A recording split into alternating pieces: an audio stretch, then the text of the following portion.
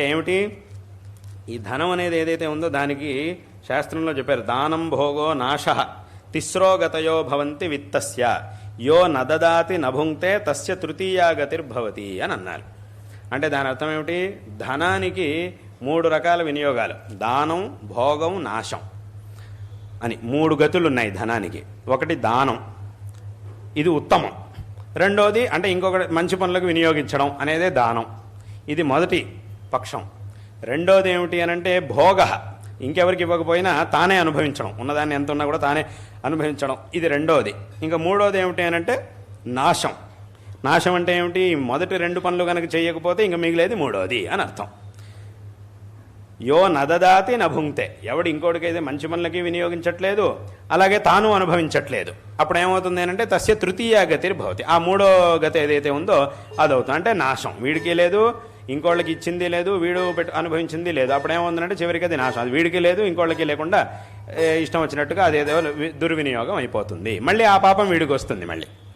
కాబట్టి దీన్ని శాస్త్రంలో చెప్పారు. కాబట్టి యథావతం ఏమైంది అని అంటే ఇందాక చెప్పినట్టుగా ఆ చక్కటి సామర్థ్యాన్ని సంపాదించి దాన్ని మనం ఉత్తమమైనటువంటి పనులకు వినియోగించినప్పుడు తద్వారా మనకి పుణ్య సంపాదన అనేది కలుగుతుంది. అదేవిధంగా పరోపకారం కూడా, ఇతరులకు కూడా దాని ద్వారా ఉపకారం అనేది కలుగుతుంది. వాళ్ళకు కూడా జీవితంలో మంచి స్థితికి రావడానికి ఒక అవకాశం అనేది ఏర్పడింది. ఈ దానం యొక్క గొప్పతనమే అది. ఏమిటి అనంటే దానం చేసినప్పుడు ఎవరికైతే దానం లభించిందో వాళ్ళకి మంచి జరుగుతుంది, దానం చేసినటువంటి వాడికి పుణ్యం అనేది లభిస్తుంది. ఈ విధంగా ఇద్దరికీ కూడా ఈ దానం ద్వారా ఇటువంటి ఉత్తమమైనటువంటి ఫలం అనేది లభిస్తుంది. కాబట్టి మనం ఆ భగవంతుడు ఇచ్చినటువంటి సామర్థ్యాన్ని మనం మంచి పనులకు వినియోగించినప్పుడు అది పుణ్యంగా పరిణామాన్ని చెందుతుంది. దాని ద్వారా మనం ఉత్తమమైనటువంటి గతిని పొందగలుగుతాం, తద్వారా పరిపూర్ణమైనటువంటి శ్రేయస్సుని మనం పొందగలుగుతాం. కాబట్టి అందుకోసమే శంకర భగవత్పాదాచార్యుల వారు కూడా తమ ఉపదేశాల్లో విశేషంగా దేయం దీన జనాయచ విత్తం నేయం సజ్జన సంగే చిత్తం అని ఈ రకంగా ఎన్నో చోట్ల ఎప్పుడు కూడా మంచి పనులను చేయాలి అని శంకరాచార్యుల వారు విశేషంగా ఎన్నో చోట్ల చెప్పారు. అదేవిధంగా కిం సంపాద్యం మనుజై అని ప్రశ్నోత్తరరత్నమాలికలో శంకరాచార్యుల వారు ఒక ప్రశ్న వేశారు. మనుషులందరూ కూడా దేన్ని సంపాదించడంలో తత్పరులుగా ఉండాలి అని ప్రశ్న వేసి విద్యా విత్తం బలం యశః పుణ్యం అని 5 విషయాల్ని చెప్పారు. కిం సంపాద్యం మనుజై, విద్య, విత్తం, బలం, యశః, పుణ్యం అని అన్నారు. మొట్టమొదటిది విద్య, అది ఇందాక శ్లోకంలో చెప్పిందే. విత్తం అంటే ధన సంపాదన, సరైనటువంటి మార్గంలో ధన సంపాదన. బలం, బలం అనంటే ఏమిటి? అన్ని రకాల బలం అంటే ఆర్థికమైనటువంటి బలం అయినా కావచ్చు, ధన బలం, జనబలం, అధికార బలం, శారీరకమైన బలం, బుద్ధి బలం, ఇలా ఈ బలాలు అనేక రకంగా ఉన్నాయి. ఏ పని జరగాలన్నా ఈ బలాలన్నీ కలిస్తేనే ఏదైనా ఒక పని జరుగుతుంది. కేవలం ఒట్టి ఆర్థిక బలంతో ఏ పని చేయలేము.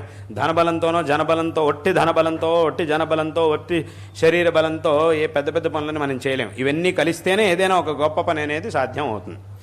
కాబట్టి ఇటువంటి బలం, ఏదైనా ఒక బలాన్ని మనం విశేషంగా సంపాదించుకోవాలి.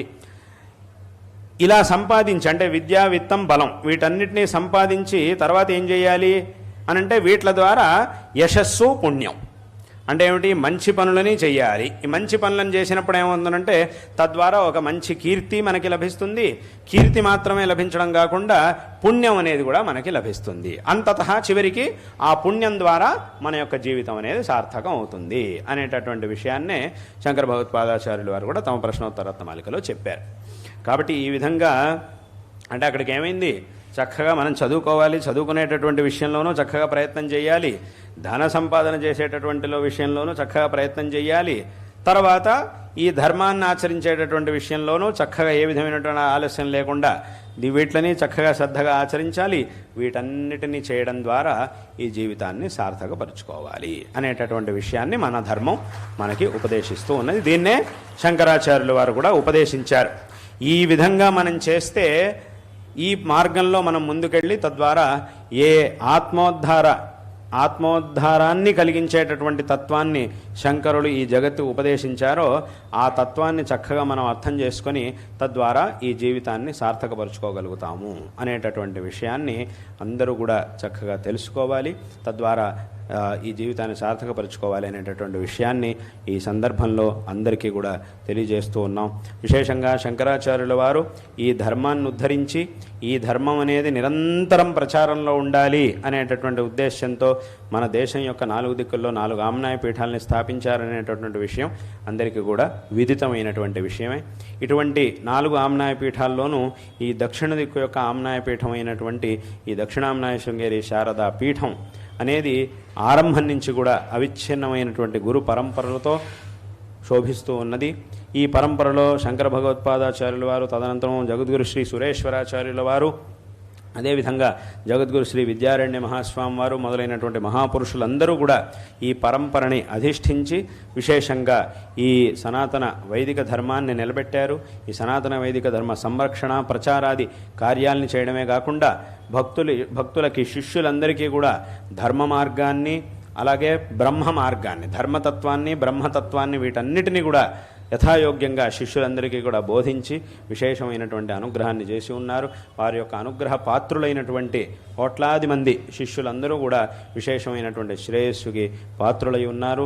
విశేషంగా ఈ పీఠ పరంపరలో వచ్చినటువంటి జగద్గురువులు తమ యొక్క విజయయాత్ర కాలంలో, ధర్మ ప్రచారార్థం చేస్తున్నటువంటి యాత్రల కాలంలో ఎన్నో ప్రదేశాల్లో నిర్విరామంగా ఎన్నో ప్రదేశాల్లో సంచరించి శిష్యులందరికీ కూడా ఆ ధర్మబోధన గావించి విశేషంగా శిష్యులందరికీ కూడా ఎప్పుడు కూడా ఈ ధర్మ ప్రవృత్తి అనేది ఉండాలి అనేటటువంటి ఉద్దేశంతో, ఆ భగవద్ అనుగ్రహం, ఆ జగన్మాత యొక్క అనుగ్రహం అందరికీ కూడా లభించాలి అనేటటువంటి ఉద్దేశంతో అనేక ప్రదేశాల్లో విశేషంగా శంకర మఠాలని నిర్మాణం చేయడమే కాకుండా తమ యొక్క అమృత హస్తాలతోనే ఆ జగన్మాతను, శంకర భగవత్పాదాచార్యుల వారిని, అలాగే ఇతర దేవతామూర్తులను కూడా ఆయా శంకర మఠాల్లో ప్రతిష్టాపన చేసి విశేషంగా అనుగ్రహించి ఉన్నారు.